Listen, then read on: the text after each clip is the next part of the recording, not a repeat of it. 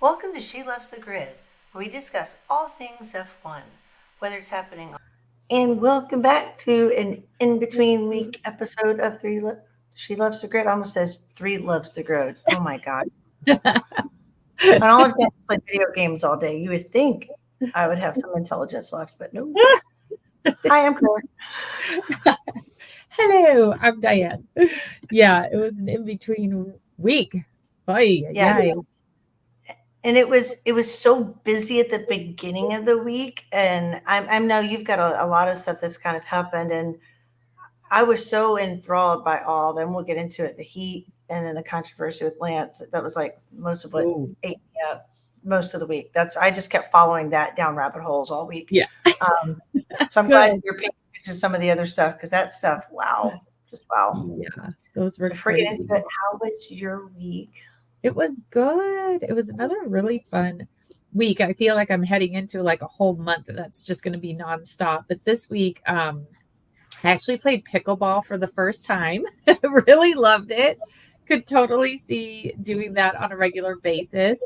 I have been saying, I did learn this. I have been saying the guys, the F1 drivers play paddle, and I thought it was the same as pickleball, but there's some differences, some slight differences. So it's not exactly the same.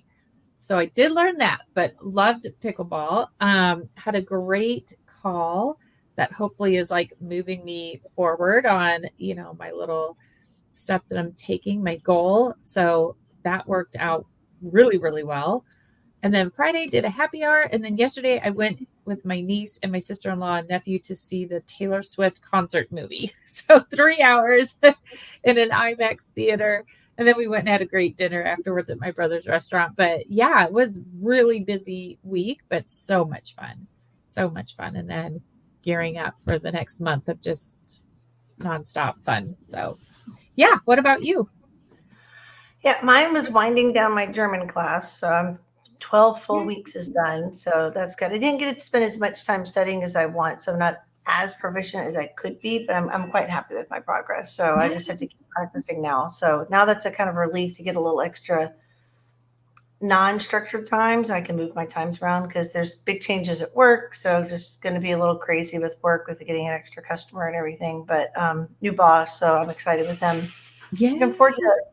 Yeah. So cool. You've made a lot of progress in your German. Like, it's amazing. So yeah, I gotta keep the positive attitude about things, because when I get out and I start talking to people, we went out Friday night and had like Indian food, and they speak German there because we're Germany, and they're like, oh, we'll speak English. So I was like, okay, that's great, but I would switch back and forth, and then we decided to walk down and just try to find a pub, because they were alcohol free at the restaurant.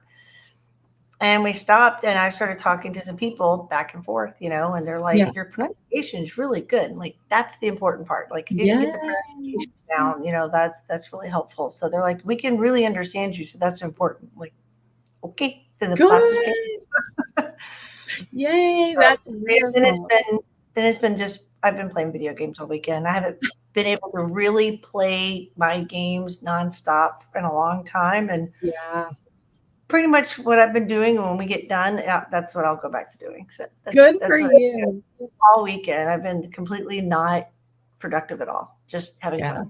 That's good. You've had a lot happening between German class and moving and work. Like, you really haven't. I haven't actually, when you just said that, I haven't heard you talk about playing your video games at all. So I couldn't even tell you how long. So good for you. Been fun. A little overloaded, but it's been fun. It's been nice and relaxing, Good. So.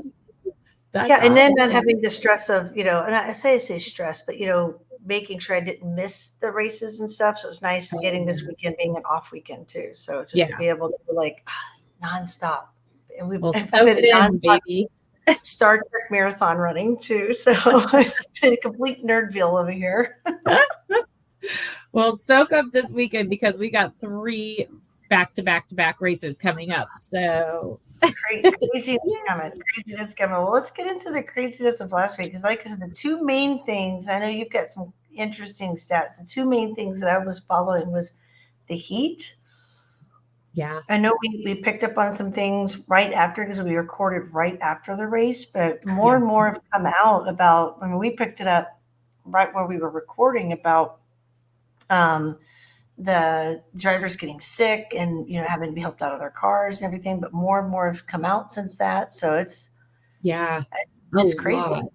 Yeah. I think really with like that evening, Sunday evening, and then Monday, more and more stuff, like you said, started coming out. There were multiple drivers who said they were almost passing out in their cars while driving. You could see a lot of them getting out of their cars, Lance parking right next to the ambulance, and then like stumbling over, like basically like, kind of falling into their driver's side window, or maybe it's a passenger side window over there. Alex Albon needing help. A lot of drivers, even just, like when you're stumbling, maybe if you're, woozy or you inebriated or whatever, you kind of like just hold on to the tire or a wall or whatever, you're just getting your balance. There were so many, Fernando was doing that, like so many drivers were like touching a car as they were walking past, like their tire, just trying to steady themselves as they were walking. It was crazy. Yeah, it made me think of, like, I've been having a lot of vertigo issues lately, and it made Yeah. me think of my vertigo. Like, Yeah. you're walking and the world is spinning a little bit and you're just completely off balance, and that's a pretty scary position to be in. That Very is, scary. my head does that often right now. So I can only imagine. And to be driving a car, it makes me think, No. we were watching the race and they commented how George was, oh, he's airing, his hands must be sweating. It's like, no, he was trying to cool himself, Yeah. through his hands, Yep. and we didn't realize how desperate some of the drivers were getting. You No. know, Carlos talking about, not Carlos, but Fernando talking about his seat getting hot, and he was kind of like, oh yeah, you're gonna have to deal with it, but it's like, no, it's actually bad. Yeah. When you add it all together, all these different pieces, you know, Yep. vomiting in your helmet and almost passing Oh, out in there. It's just so much. It I just, It is awful. James Valls, I love to listen to him and his little videos. He's such a calming, but he was talking about how, yes, these are elite athletes and, and so on and so forth, but they need to look like as a sport of what they can do in those types of situations. Cause he was talking about like they do have the drain system, but it's not that big. Like it's like a little IV. To me, it looks like maybe a slightly larger IV bag, and they put electrolytes and stuff in it, like but it gets hot. Like they've even said at some of the other races, like it's not refreshing when it tastes like boiled water, like that is not, definitely not going to help. So then the FIA came out. I want to make sure I say what they said. So they immediately, and I'm sure it's because everybody was like, this is not okay. Like the safety of the drivers themselves, so many safety issues. I think they came out and said they're going to take action to prevent another situation like this. So this is what they said. Measures may include guidance for, this is part of what they said. Measures may include guidance for competitors, research into modifications for more efficient airflow in the cockpit, and recommendations for changes to the calendar to align with acceptable climatic conditions, amongst others. So that was part of it. And we know that this race or that race, Qatar, will be in early December next yeah, year. yeah. And that was the thing we looked at when we were talking after the race, Yeah. that car is oddly kind of early for being a desert in a hot climate. Why isn't it like Abu Dhabi in December or something? And next year it is. It's like the Yeah. first week. Thank goodness. Thank goodness. But I think, I mean, they've always talked about Singapore and stuff, but yeah, like this was just terrible. It was just terrible. And the guys aren't just wearing their race suits, like they've got fireproof like overalls and they gloves and the whole 9 yards. And then you think about like all the stuff that's like around their neck to hold them. It's a lot. And the rumor going around was that it was like the cockpits were like 50, what is it, Celsius. 50 Celsius, which I think is like 122 in degrees. So that's a lot. Like again, living in a desert where we had 50 days I think straight of over, around 118, 119, 120. It's just your basic walking around. You have to be somewhat careful. Like you can't do that for prolonged periods of time. Right. And that's 122 just in your air when you're able to walk in air around you. They're sitting tight, compact. I mean, I was really paying attention to, I don't know why it caught me this week of all weeks, but their faces are so smushed in their helmets. You notice how all of their cheeks are kind of like smushed up. Yeah. And so how tight the helmet is. And then so they're pretty compressed in the seat and in there. There's not a lot of padding and comfort. It's more safety. So there's not a lot of room and a lot of airflow. So the airflow is the aerodynamics of the car, not for the driver. Right. And you're pulling G's. Like that is intense. Like that's intense in a cool temperature, let alone, that kind of heat. Yeah, they talk about how much weight the drivers lose in sweat and regular races, even in cold weather races. And now you've got this. Yeah, it's crazy. It just made me so sad for them afterwards because, like I said last week, like heat stroke and we know Alex, like James was very vocal, like Alex for sure, extreme heat stroke, and so, or I shouldn't say stroke, but extreme heat exhaustion or something. I don't remember how they worded it, but that's serious. So I'm glad that the FIA is going to take that very seriously. I mean, Miami, that's a very hot, it can be very hot there. Humid, like, so this Qatar isn't the only place that something like this could happen. Austin's not like it's a cool place. Austin, Texas. That's down in the south. We were there last year and it was brutal. Like it was so hot. I haven't even looked because I'm still sad that I'm not going, and I'm going to try to stop talking about it, but I can't. but it was hot again. It was really, really hot. So it's not the only place that's going to happen. So I'm glad and it's coming this weekend, right? Yeah. It's predicted to be hot. It's predicted on Saturday to be 33 degrees Celsius, and 33 Celsius plus 32 is 91 degrees Fahrenheit. Yeah. It's going to be hot. That's Saturday and only a degree cooler on Sunday, 34 on Friday. So it's going to be a hot, hot weekend. Sunny.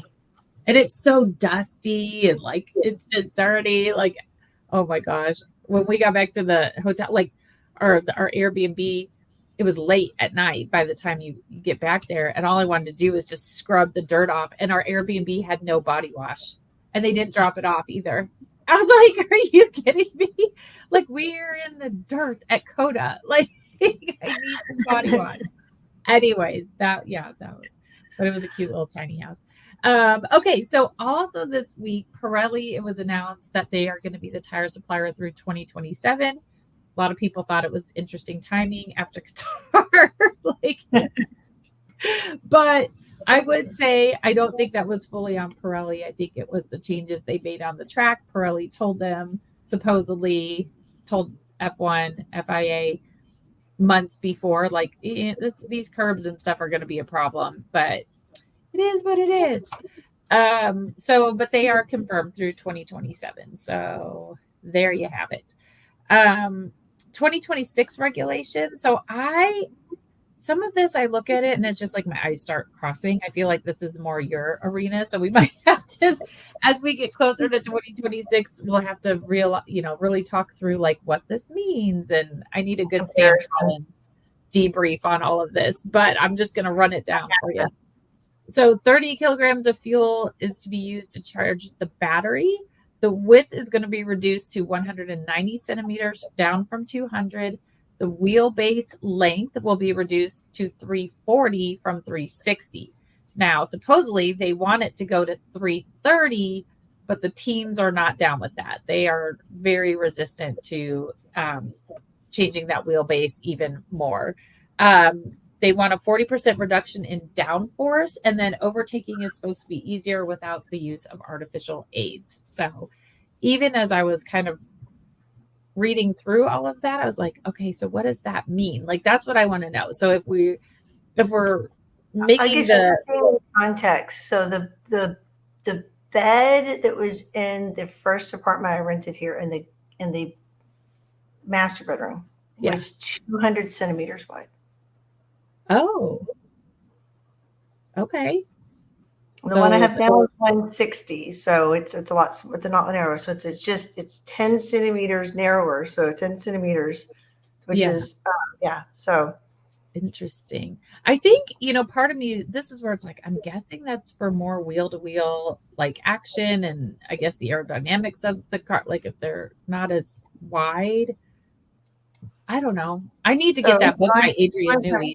78.74 centimeters down to 74.8 centimeters. So it's only a reduction of what, 3.5 inches for what?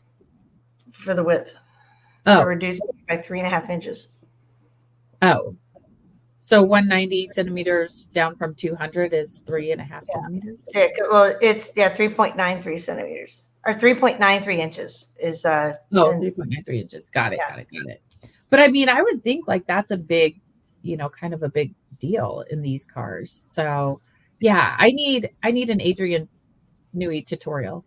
That's what I need, because I really do want to understand, like, what is it like, not that he would give I'll have to work on that, try to get something that makes it I like doing that kind of stuff, explaining it. We'll have to work on that. Yeah, because you are good at explaining things without like making it too technical, like just really breaking it down. So yes, I want to know, like, what are these changes? What is the intention? Like, what are we going to expect from the car if we do all of this stuff? So it's kind of interesting for sure, especially if we've got another team coming in, like, they can start really thinking through that. Anyways, I thought that was kind of interesting. Coming up this week, Haas, this is a home race for them. Technically, they have 3 home races, but I think they've always really claimed Austin because it was the only one for a long time.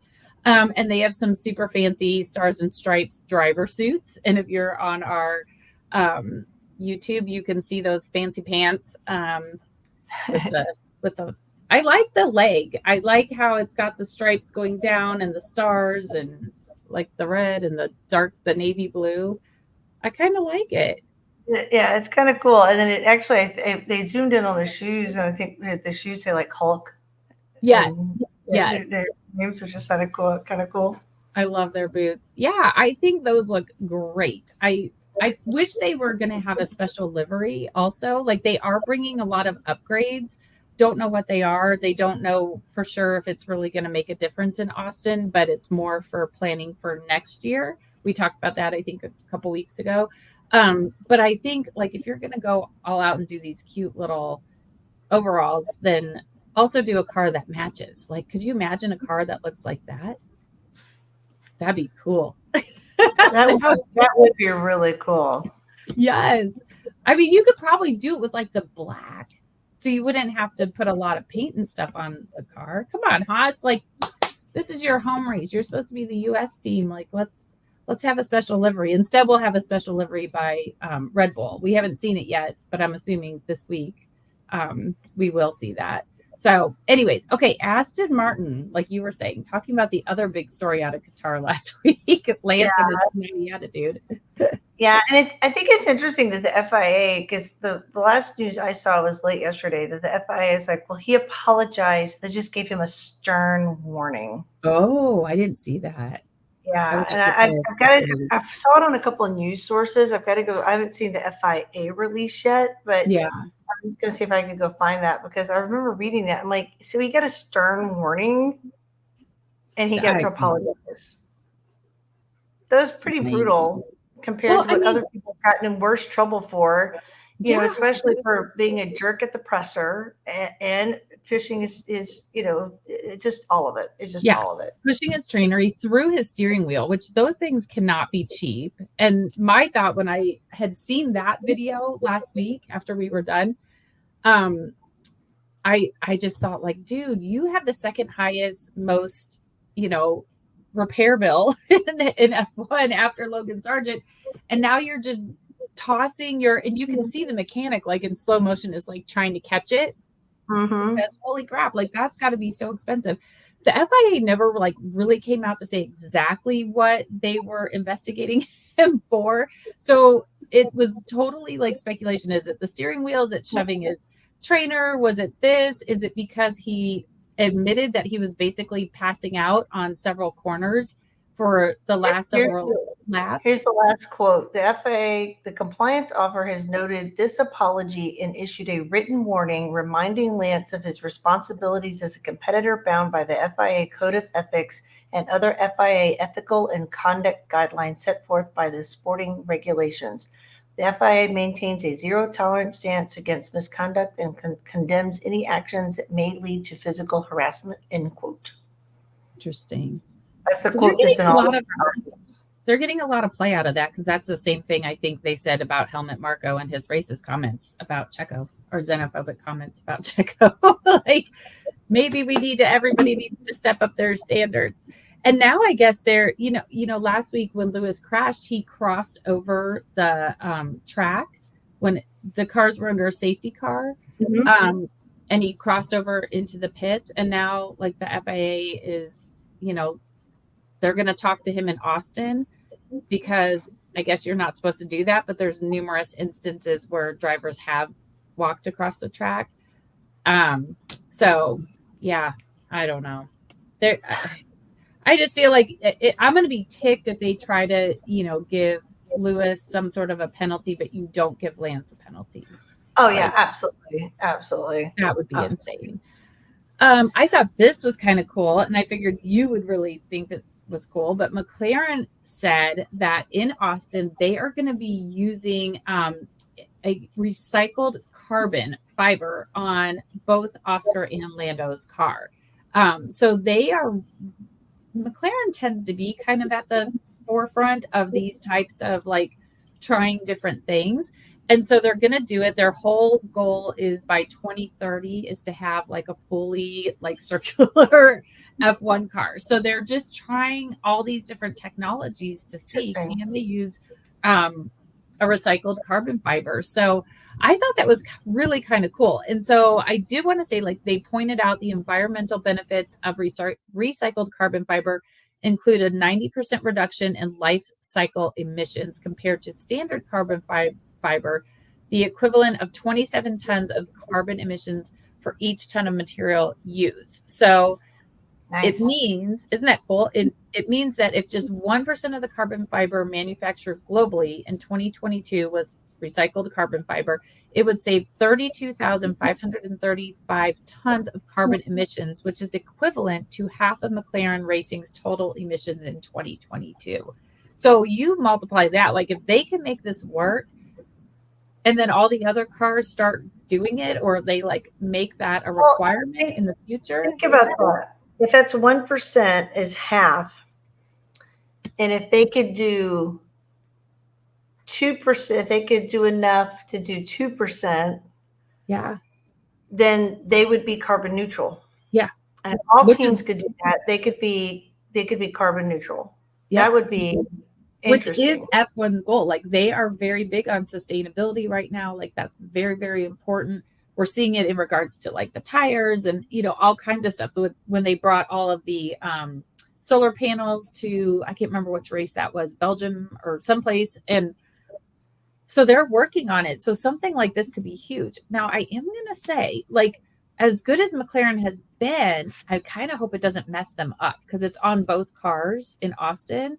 And I was like, I feel like this is a little like risky. They must really believe in it because I don't think when you're gunning for, getting a higher spot in the constructors and your drivers are doing so well, like I just, I'm like holding my breath that it doesn't mess anything up. That would be terrible. So anyways, I think that'll be fun. I'm sure we'll hear a lot more about it this week, but I thought that was super cool. And I love that McLaren keeps like pushing it. For AlphaTauri, Danny's going to be back. He's back this week. Just as I predicted, he's not going to miss Austin at all. Their CEO, he's new, Peter Bayer, has said that they have decided on their new identity for 2024. So remember how we were saying like Hugo Boss was fighting for naming rights, and then we heard maybe Adidas. He's not saying right now, but he did say, and this was one thing that I totally picked up on in reading his full quote was that we will move a bit closer to the Red Bull family. So I don't really know what that means, but I don't know if that means like, yeah, I have no idea. Will they go back to whatever their name was before? I can't, it's I'm totally drawing a blank. Anyways, I don't know. I hope they announce it soon though, because it's like, don't keep us in the loop. But everything's finalized. They know what they're gonna be. I just want to know what it is. I need answers. Franz Tost, he's gonna be leaving. I keep forgetting that he's actually gonna be leaving. So I feel like we all need to keep Yuki in our thoughts because he absolutely loves Franz, and he was shocked when he announced that he was going to retire. And we've got Laurent who's coming in next year. He used to be with Ferrari, so there we have it. Lots of changes over there, and still Alpine. I constantly forget that Alpine still does not have a principal, nor have they announced a principal for next year. So that's a really good point. I totally forgot that too. I forget it like every week. It just, you kind of like, okay, they're doing what they do. Okay, so we've got to talk about Red Bull. Oh, my Checo. Yeah, because I was trying to get an update live, live for our Sunday afternoon, evening recording, morning for you. Here's some interesting things that I'm just, wow. I mean, it changes every day. I think when I woke up this morning, like it changed last night, and then there was something else that came out today, and I don't even think I've put it down. But so, well, you've got all the rumors, right? There's the rumors I sent you that were all over Reddit and everything about what was happening and talking about in Mexico and whatnot. And then I found an article where they said that supposedly recently Sergio was saying, well, I have a contract for another year and I'm going to stay forward for the future, And I didn't realize that on Friday, Red Bull had tweeted and put on all their socials, racing at hashtag Belgian GP until 2025 sounds good. And it's a picture of Max and Danny. Oh, interesting. I did not see that. I'm looking at it right now. It's Max and Danny, and they're talking about how the speculations around that because they're showing Max and Danny together and not soft launch. It's a soft launch.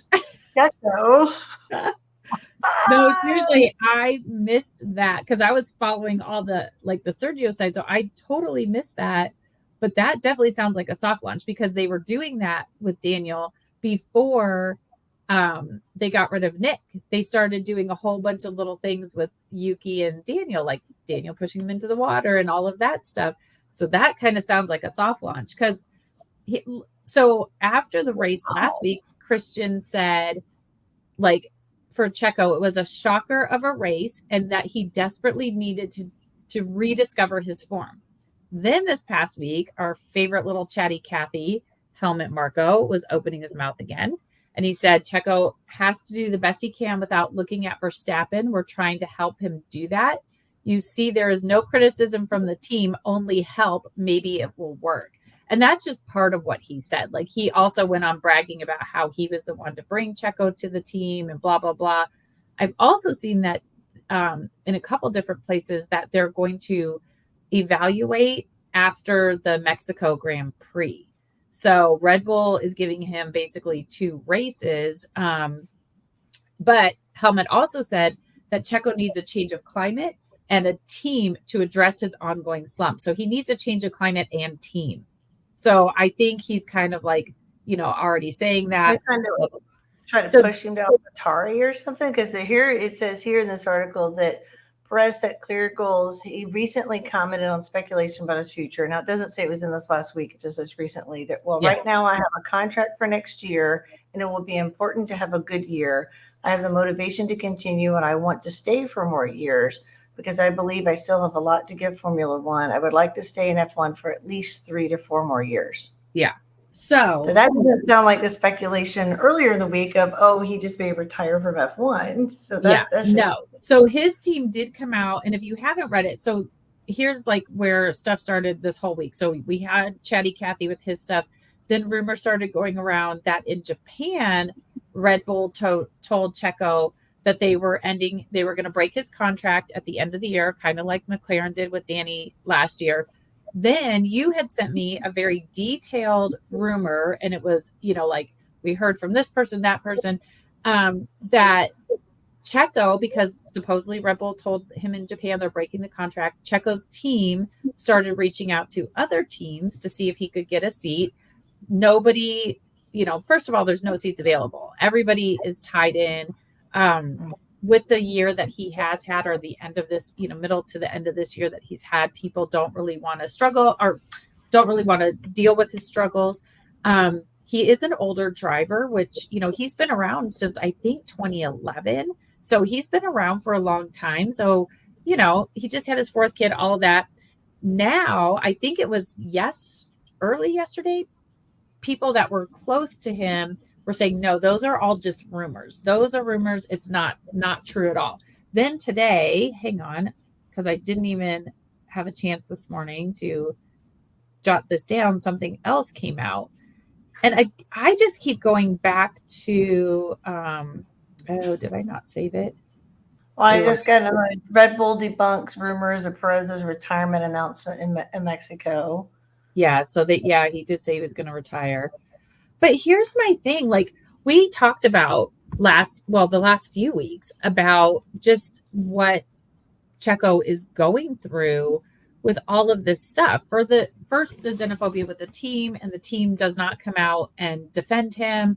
Just his overall, missing Q3 all the times, the crashes, everything else.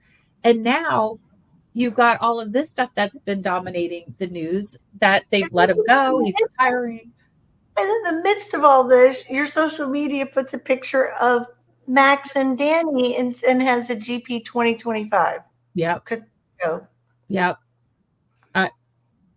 I don't know. 2025 technically is not 2024. So yeah, but still next year. But still, that's, to me, that's a smack in the face, and people were responding disrespect much. Oh, really? Dang it! Yeah, I really need to go out and look at that. People were responding to that like, boy, this is some disrespect. Yeah. I don't know. I hope these aren't the last couple races, for Checo. I hope that he doesn't retire in Mexico, although that theory makes sense because he's Mexican, and all around the world, Checo has fans. Like, I think if we do lose him from the sport altogether, which may be possible, that's going to be awful. Like, his fans are some of the most boisterous and loud and fun fans. Like, I love seeing them at races. They are so proud of him as a driver, and they love him. He's done a great job. You can have a bad year, and and his year started off so good. Remember at the beginning, he was like, I could be fighting for the championship, and that's when it all went so conspiracy theories unite. I was just thinking the same thing. That's what when his car just seemed to stop working as well. Yep. It just really, I don't know, because people are like, oh, it's all in his head. It's all in his head. I'm sure now that that's part of it. But when it first started, why would it be in his head? He won 2 races. He could have been fighting Max for major points. And then, so if it's all in his head, maybe he's being gaslit from the inside. We have to go back and analyze that, because I do remember a point where his car was messed up to the point where they were having a hard time getting his car out in time for him to go out and get a time. So the mechanics, they were in the back working on the back of his car. And then he kept having problems with the back end of the car. It was interesting, though the race before, the time on the circuit before, there was no problems, but suddenly there was problems. Yeah, it's very suspicious. Yeah, I think it was just the day before. For such a drastic turn. If it would have been a casual turn, it's just such a drastic turn. Yeah, huge. And then I do think that you do start to get into that mindset where he might be a little, I don't want to say desperate, but he's pushing all out, because now he's got to prove to them, no, I'm not bad. I'm not losing it. I'm not. So I don't know. We're going to see what happens, but I think this might be a very big storyline on Drive to Survive. But because the drama around it all, and I know. I'm looking forward to that next February. I can't believe we have to wait till February. Yeah. There was something else. Well, I mentioned that they have a special livery coming up in Austin, but they are doing a auction for Wings for Life, which tends to be that seems to be their charity. It's about spinal injuries and raising money for that kind of stuff. They've done different things this year for that. They're doing an auction for Vegas, and it includes like a hospitality ticket, premium hotel on the Strip, going to the launch party, because there's a launch party Thursday or Wednesday in Vegas, filming something with Max and Checo. You can get a Max signed race worn gloves, a wheel cover, all kinds of stuff. On Thursday, there was like five bids, and it was up to $52,000. So who's buying it for us? I don't even know what it's up to now, but yeah, only the rich can play those games. What actual fan wants to buy that for us? Somebody. I'm a little worried what we'd have to do to get it, but like, I don't know. I might be open to options. No. So, the other thing I did see, okay, speaking of Vegas, there's been a lot of posts going around. I don't know if you've seen it, about how like they're still the race is in a month and they're still building things. Like they've still got grandstands to build, but they're finishing up like the paddock, and there's other stuff that they're like does not look like it's going to be ready. Repave the street. Yeah, and it's like, I don't know, like, is that going to be ready? If it's ready, is it going to have? I don't know. Is it to code? Like, it's a little terrifying. And then this morning I was reading something where this guy was like, I go to like 4 F1 races a year. And I don't know, this year he went to like Monza and Silverstone.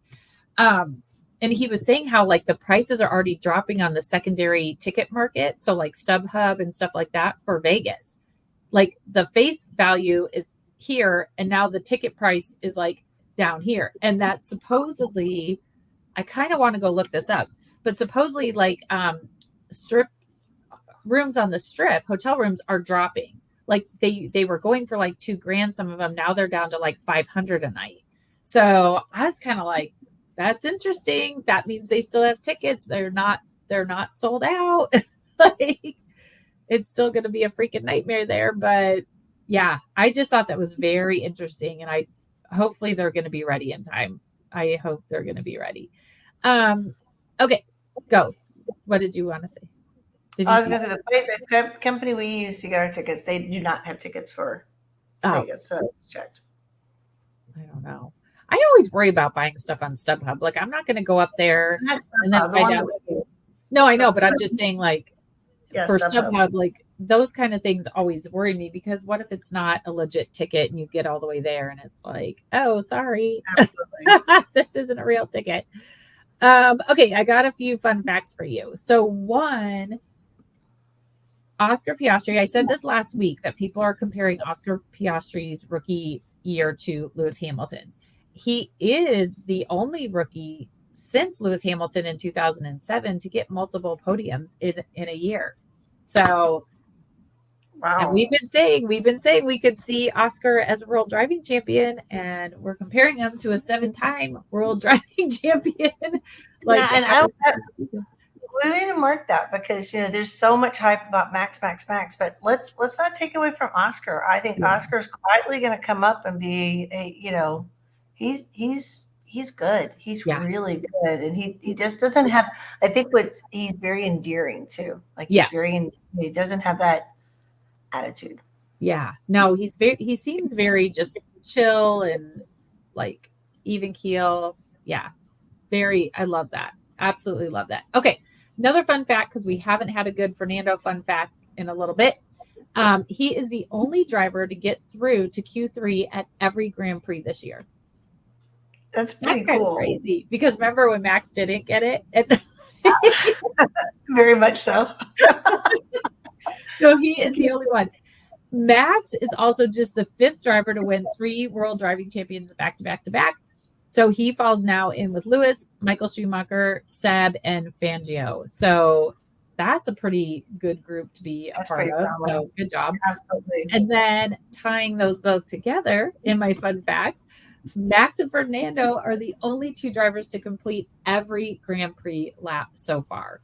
which is nuts because when you think that means they've had no retirements, there's been no crashes during a race, there's been no mechanical failures during a race, like That's nothing. pretty amazing because I remember one race where even Fernando was like, the car's just not pushing it. He didn't finish well, but he went ahead and finished the race. And I was just thinking, you might as well just retire. You're not getting any points. But he went ahead and finished the race. Yeah. He's also got, what, 20,000 laps to his name or something like that. It's crazy. That's amazing. He's not a quitter. Last year in Austin, Lance, who wasn't his teammate at the time because Fernando was driving for Alpine, but Lance like took him out. Like, great, now Fernando's done. Nope, Fernando went into the pits. They did whatever they needed to do, and he came back out and he finished the race. Like, I just think that's Fernando. So yeah, I think that's a fun one. Cool. So hopefully we're going to compile all these at the end of the season too. I'll add them to my fact sheet. It'll be fun. Yeah. Yes, I love it. We've had a lot of really cool stats this year, and like Max has broken so many records. I think if we lay them all out, we're like, this happened, this happened, this happened, this happened. Like, we're gonna have to do like a trivia fun game, live game trivia, F1 trivia. Oh my gosh!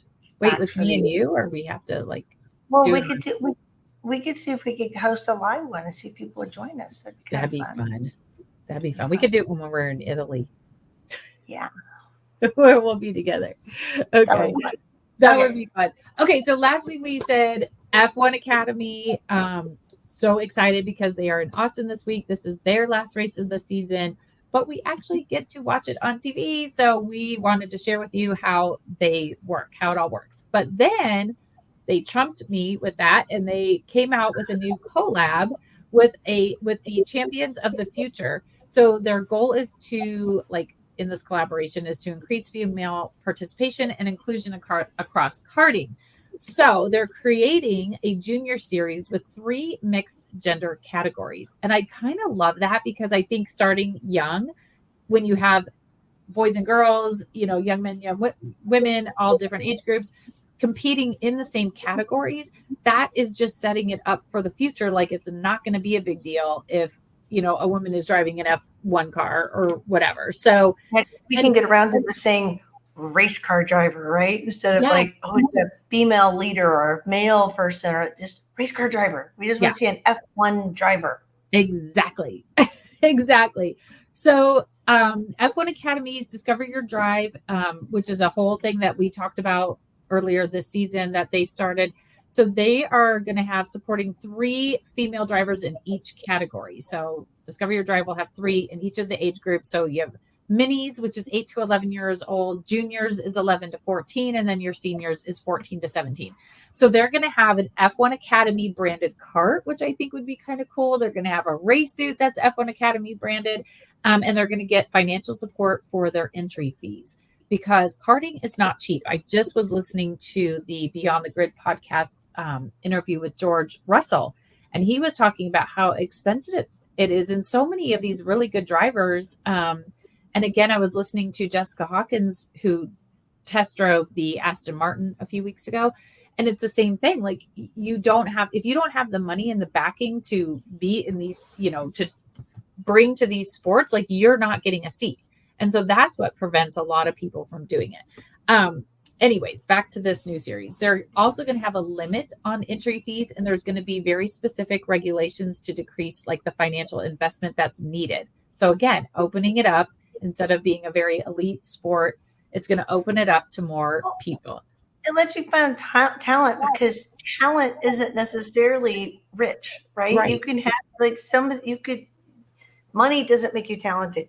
Talent makes you talented. And training helps you hone that talent, right? So that's great, because there could be a F1 driver out there, potential, that could be the best potential F1 driver in the world, but because they don't have the money to get themselves seen and to hone that skill, we have who we have, right? So absolutely. And on that flip side, like, think of all the paid drivers that people talk about that were terrible. They were only in those F1 seats because their dad had money. They had the money to get there, and they weren't that great. They were only there, like you were saying, because of the money, and maybe some talent, but not as talented as some of the people that are probably still in F2 or F3. Okay, so they're also going to have there'll also be a chassis and engine lotteries to ensure that there's a level playing field. They're going to do 6 doubleheader race weekends around the world. So the 3 mixed gender categories, those 3 different age groups that I told you about, 36 seats in each age category. So that's kind of nice too. Is like you don't just have like 12 people, 18 people. The top 3 female drivers in the seniors division are going to be invited to an F1 Academy test. So they could move from a kart to an F1 Academy team maybe at some point. They'll just do tryouts. Like right now, a lot of teams are doing testing with younger drivers to bring them into their academies. So it would kind of work the same way is what I'm thinking. So yeah, I thought that was kind of cool. Amazing news for this week. Okay, so here is how an F1 Academy race weekend works. So they do 2 40-minute practice sessions. So they just do 2 sessions. F1 does 3, these ladies do 2. Then that's followed by 2 15-minute qualifying sessions. So total 15 minutes. That's it. Quali 1 sets the grid or sets the grid for race 1. And then that will last 30 minutes, race 1. Quali 1 also sets the grid for race number 2, but it's a reverse grid. So if you're finished at the top, you're starting from the back for race 2. And that for the top 8. So the top 8 in quali are going to start at the back in race 2. That race is only 20 minutes. So it's more of a time thing. It sounds like than a lap thing. You know, in F1, we're always like, it's 58 laps or whatever. This is more of how many drivers are in F1 right now? F1 Academy? There's 3 per team, and I want to say there might be like 18. So okay, so the top 8 get flipped and stay in the top 8, or the top 8 get put in the exact back in the same top 8 order, or they get flipped and then put in the very back. So 1 is last. It just said that they get flipped. So I'm assuming 1 is last. Interesting. That would be a complete reverse. So of that. So I would think it'd be, yeah, very, very interesting. So quali 2 sets the grid for the 3rd race, which again is 30 minutes. And so every driver can race or will race in all 3 of those races. So they can win multiple races in a weekend, and I think that has happened more than once. So I think that's also pretty cool. You're not just racing 1 race. You got 3 opportunities to get up there. As far as team standings go, there's only 23 points separating the top 2 teams. So it really is going to come down to Austin as to who wins their constructor. The team that's called MP has 372 points. They've got 3 really good drivers that I think they've all been on the podium. And the Al-Kabasi sisters have won multiple times, I think. But they've got Amna and Hamda Al-Kabasi, and then Emily DeHue. Prima, who's in 2nd place, has 349 points. And they have several drivers. Marta Garcia and Bianca Bustamante have both won and have been on the podium multiple times. And then Chloe Chong. So, and then when you look at like the bottom, maybe there's only 5 teams. So that might be 15. No, I got the confirmation. There are 15 identical cars. Mm-hmm. So there's 15 cars. Yeah. And the way the grid works is the first 8 qualifying 1 gets flipped to 8 through 1 backwards, and then 9 and below stay in their same order. So it's only the first 8, but they stay in the first 8 just reverse. So if you're first or 8th, if you're 8th, you're first. Okay. But then 9th through 15 stays in the same order. Okay, that's good. What I was looking at did not specify that. So that is very good to know. That's really good to know. But I think what's kind of interesting is like, we were talking last week about F1 being somewhat anticlimactic now that, Red Bull has won the constructor and Max is the world driving champion. But for the F1 Academy, that constructor is going to be crowned this weekend because they're so close. And the driver standings, they give, sorry to interrupt. What's interesting is they give more points to point race 1 and 3 than they do to race 2. Yeah, because So race 2 is only 20 minutes versus the other 2 are 30. So I wonder if that has something to do. But I wonder too, because when they flip the order. That's true. They also lower it, yeah. So it's what we think of, what we're used to. It's basically almost sprint racing, but then in regular. So 25, 18, 15, 12, 10, 8, 6, 4, 2, 1 for 1 and 3. And then for 2, it's 10, 8, 6, 5, 4, 3, 2, 1. Okay. That's cool. That is very, very cool. We'll have to drill this into our heads by next year. Hopefully they don't change it. Yeah, I hope not. I hope not. Please don't change it. Right now in the driver's standings, Marta Garcia is leading with 235 points. Lena Bueller is in second with 187, and then Hamda is right behind her with 179. So it's pretty close as far as points go. In that top 2 through 5. So again, a lot can happen this weekend in Austin. So you can watch it on F1 TV. You can watch it on the F1 YouTube channel. And as a reminder, next year, all 10 F1 teams are going to have their livery on one car, and they're going to nominate a driver. So I'm really, really hoping that this weekend in Austin, since the teams will be there, that they will the F1 teams will be announcing who is going to be their nominee for F1 Academy. So that could make it really exciting. That's how it should be. Like, I'm sure Susie Wolf is all over it, and she's already told the teams, like, you need to bring tell us who because what a perfect way to wrap up their season. Crown your driver champion, crown your constructor, name the drivers that are going to be representing each of the 10 F1 teams. Like, it's a no-brainer for marketing. Like, you need to do it. I wanted to bring that into another race later in the year or something, but just to keep F1 Academy active later in the year. But yeah, absolutely. Yeah, that's true. They're all there. Might as well. They're all there. Save money on the flights too. Yeah, they're all there. Might as well do it. Okay, beyond the grid. So I thought this was so interesting. Both James Vowles and Zach Brown were racing this weekend, Friday, Saturday, somewhere in there. So James was in a GT3 and a GT4 car, and then it looked like he was in an older F1 car, but he said he loves racing. He loves to race. That's his hobby. That's what he wants to do with his free time. So he's always at a track. And then Zach Brown was in the MCL 34, and he was in Barcelona. And then I think he also did another race and won, him and some other guy. I don't know what kind of race it was because I don't pay that much attention to Zach Brown. But but I thought that was kind of interesting. Like, the principals and the owner or the CEOs are out there driving just like the drivers. And then we are already seeing some drivers in the US. So Danny Rick has been in Nashville. So he drove the Red Bull show car, and he was scheduled to do that before he came back to AlphaTauri. But he went ahead and did it. And he was, seen in different, singing music and different bars, whatever. So that looked like a heck of a lot of fun. And then Valtteri is in Kansas, and he just won a bike race yesterday. So Valtteri, went in off the track.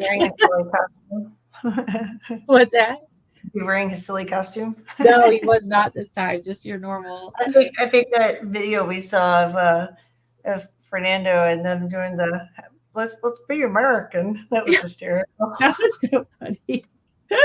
They eat this. Don't sound American, but okay. They eat it up here, and I'm gonna get a hot dog. I was dying. Fernando's hysterical. Oh my gosh, I love him. He's so funny. Okay, but we've got back-to-back races coming up. I cannot wait.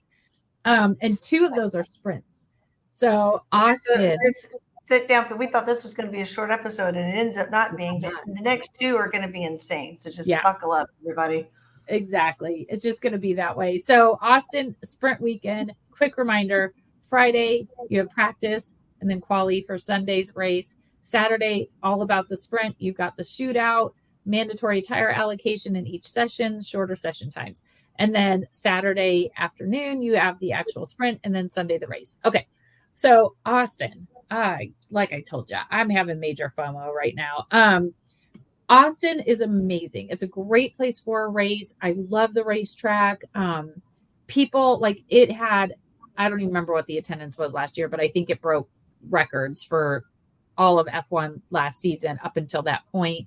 And I'm sure this year it's going to be the same. So earlier this year, Forbes said it's actually the best place to attend an F1 race.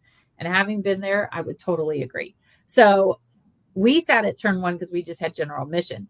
That is so awesome because where they start, there's an 11% grade. So they go uphill and it goes right into kind of like a slow corner right at the top of that hill. It's amazing. Everyone's trying to get through at the same time. It's the best place to sit. Once the race starts and DRS is activated, that turn is right at the end of a DRS zone. And so like the cars are just coming up and the overtaking is happening, right? Oh, it's just amazing. Okay, so here we go. 56 laps, 2 DRS zones, 5.513 kilometers. There's 20 turns. The track was specifically built for F1. They really wanted to bring F1 to America, many years ago. But they took, like when they designed it, I think they took different other parts of like other tracks. So turns 3 through 6 look like Silverstone. And then like you've got the S curves like we just had at Suzuka in Japan. Remember how we showed that little graphic?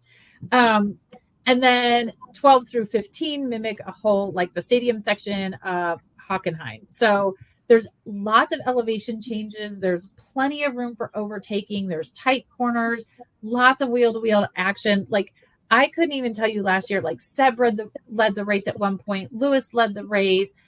George took out Carlos on the first turn. Like I love it. I love a race that has overtaking. I want there to be position changes. I want there to be battles. I want there to be like competition throughout the whole race to make it exciting and not just like the same order the whole race. I want to see, because that's where you see strategy. That's where you see skill. That's where you see the car perform. Like this is where you see it all come together. So I'm excited to see. It's amazing. And again, I think that the drivers are always happy to be there. And so that just kind of like makes the atmosphere even more fun. So last year we sat next to some people who had been going to that race. That was a father-son, older, and they were telling us like maybe right before COVID. So like 2017, maybe 18, 19, somewhere in there. Austin was actually, they were looking at not having races there anymore because attendance kept declining. And then after COVID and Drive to Survive, they have the highest attendance, like of almost all of the races. So they rank up there for sure with all of the races. So I don't think Austin's going anywhere. It is getting more and more expensive to attend. Like I know from last year, general admission tickets went up 300%, but it still was not that horrible. Like I would have done it. It was still like, I don't know, maybe under 400 or 500 for all 3 days. So Fernando has said like the COTA track is a really fun track to race on. Every sector is different and achieving the perfect compromise was set up to suit the constantly changing characteristics of the lap makes it challenge. So it's very unique. And Lewis has the most wins at that track was 6, and he maybe could have done it last year, but did not. So it should be a really fun week. Just seeing what the drivers are doing off the track and then on the track and with a sprint. And oh my God. Yeah, we should probably just end this now because next week's going to be extra long because we have to talk about F1 Academy next week and the sprint and off the grid and beyond the grid and everything else. So yay. Ferrari has the most constructor wins there. Nice. With 10. Yay, Ferrari. I would love it if that. Last year, Carlos was on the front row and then freaking George. I knew it. I told everybody around me too. I was like, that was George's fault. And they're like, it wasn't George's fault. Like, it was George's fault. And sure enough, it was George's fault because that's what George does. Oh, so maddening. I was so upset, but still so much fun.